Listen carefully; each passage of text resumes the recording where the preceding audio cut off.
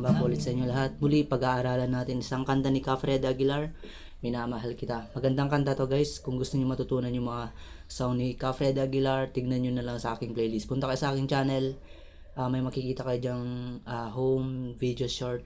Basta swipe nyo lang siya ng pakaliwa guys. Makikita nyo yung playlist, hanapin nyo na dyan. Meron akong playlist ng Fred Aguilar song, Ray Valera, Michael Learns to Rock, Air Supply, April Boy, Bingo and Jimmy. Basta marami pa. Tingnan nyo na lang dyan guys. Okay, simulan na natin yung tutorial ng Minamahal Kita. Okay, yung aking kapo guys, nilagay ko sa pangalawang fret ng aking gitara. Okay, yung chords ng kanyang intro ay ganito. C, tapos C minor. Yung C minor guys ha, parang ano lang siya, B minor position siya. Sa third fret lang yan. Tapos G. Then G7. Yan, ang ginagawa ko isang string lang dito sa G7. First fret, first string. Pero kung kaya nyo na magdagdag to, pwede naman. Okay, then babalik siya sa C. So C minor. Then G. Ganun lang yung intro nyan. Pag simple strumming lang ganito.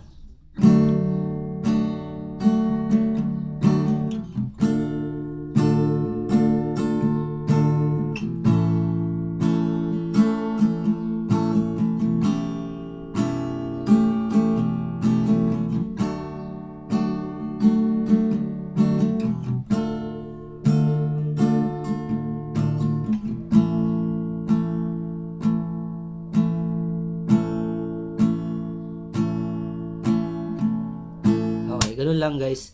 Pero ituturo ko rin yung intro na ganito kung gusto niyo matutunan.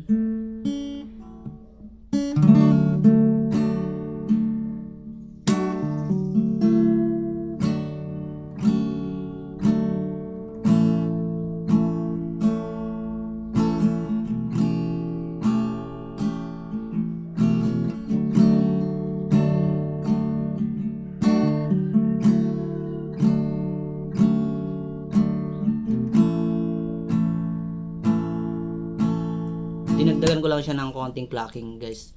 Ang pag-strum pala doon ay 4 counts yun. Pwede nyo tirahin ng ano, ganito. Down, down, up, up, down, down, down, up. Yun. Okay, ituturo natin yung medyo may plucking na intro niya guys. Ganito. Nakaposition ng C, diba? Yung hintuturo dyan, yung second string. Ipo-pull off ko yan. Pull off, ibig sabihin, aalisin ko. Yun. Dapat marinig yung ganong tunog niya guys. O kaya pwede rin ganito. Kalabitin nyo siya ng open, second string. Tapos, i-hammer nyo din, ipo-pull off nyo. Ganito. Pwede rin isabay nyo ang strumin. Basta, pag hinammer nyo na, ipo-pull off nyo na rin. Ganito. Ganun siya. Tapos, isunod nyo kalabitin yung third string dyan. Yun, naka-open siya.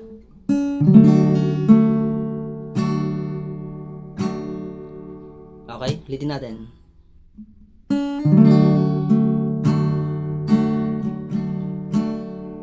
Tapos, bago pumasok sa C minor, di ba?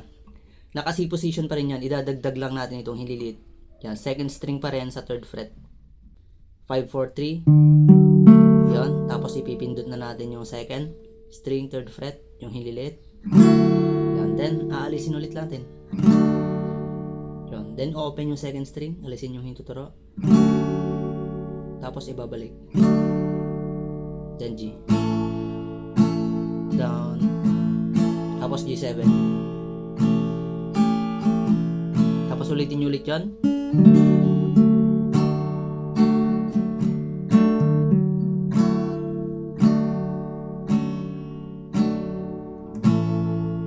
Lang yung intro niya guys. Nagbababad na siya dito sa chord ng G. Yun, hindi natin mag-G7 dun. Nag-i-stay na lang siya sa G guys. Bumibelo na siya para sa verse niya. Ibuhin natin. Pwede niyo siyang gawin guys kahit naka kahit naka normal C kayo. I-pull off nyo lang yung second string. Pwede yan, kahit strumming nyo. Sinasabay nyo i-pull off yun. Pero mas maganda pag sunod nyo kalabitin yung third string dyan. Ganito. Ganon.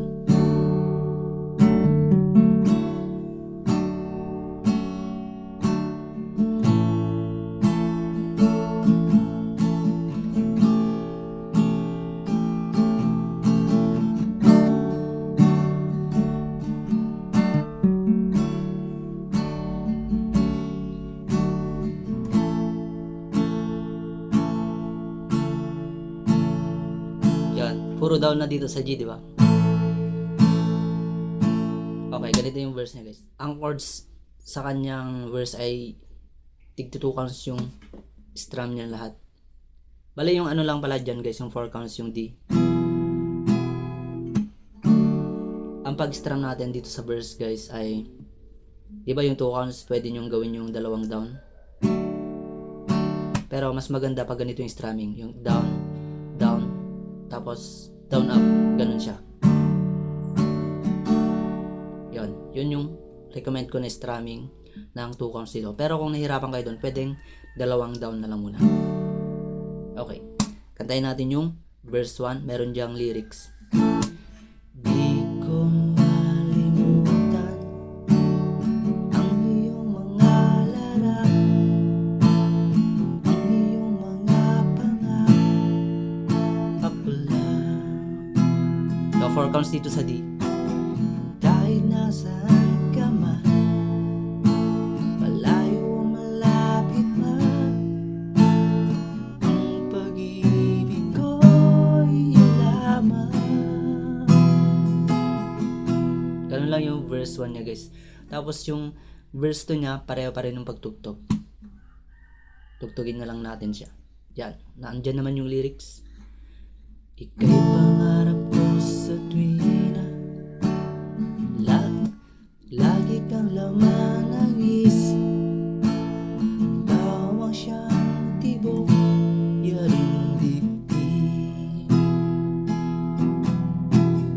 Kahit na anong mangyari, ikaw at ikaw pa rin, wala akong ibang ibigin. Simple lang naman yung mga chords ng kanta ni Freddy Aguilar, guys. Ang maganda lang sa kanta niya ay napakaganda ng mga melody niya, napakadali lang pag-aralan. At yung plucking pattern niya medyo mahirap, pero pag nakuha nyo na yung pattern niyan, madali lang naman. At madali lang yung mga chords ng lahat ng kanta ni Freddy Aguilar, guys. Okay, punta tayo sa chorus. Okay, dito sa chorus niya, guys, meron siyang 4 counts at meron siyang 2 counts. Yan, nakikita nyo, di ba, G tapos underscore. Pag underscore ay ibig sabihin 4 counts yung strumming natin. Tapos dun sa next baba niya, 'di ba, dash na. 2 counts na yun, guys, ha. Okay, nagets niyo siguro. Lulup. Kantayin na lang natin yung chorus niya. Lulup.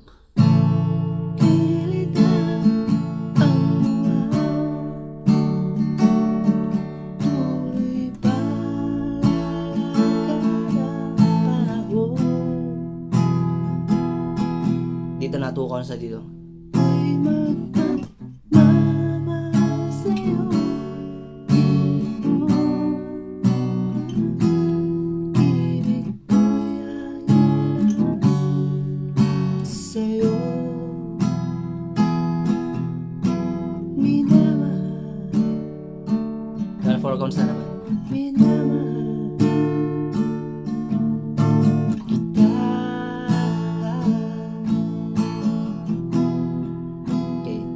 Lang kadali, guys. Ulitin natin yung chorus. Sabayin nyo na lang ako, guys, ha. Lulubog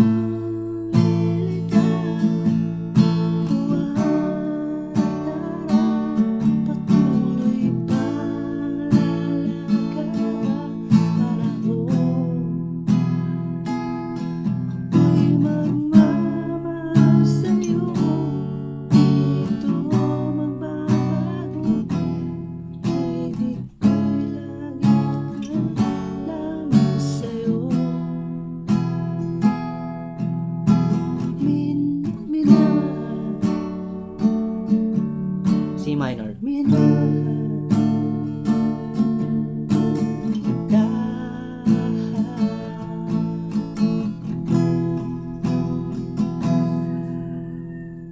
Tapos third verse na, guys, pareho pa rin yung paraan ng pagtugtog niya. Play natin. Lagi kong hinahanap, yakap mo ang sarap, ang iyong mga mata nung umusa.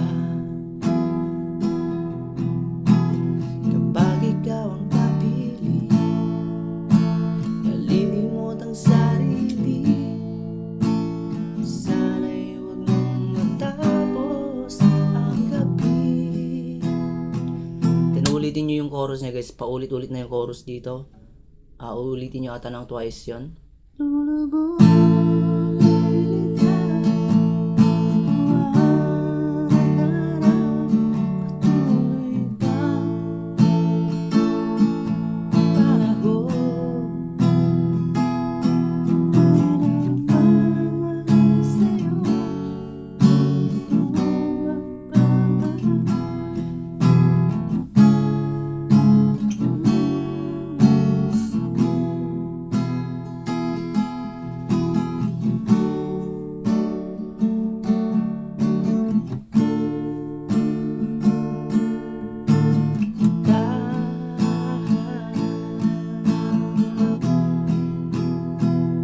Ulitin nyo ulit yung chorus niya guys. Then yung outro niya ay ganito, kagaya lang din sa intro, may pagkakatulad din.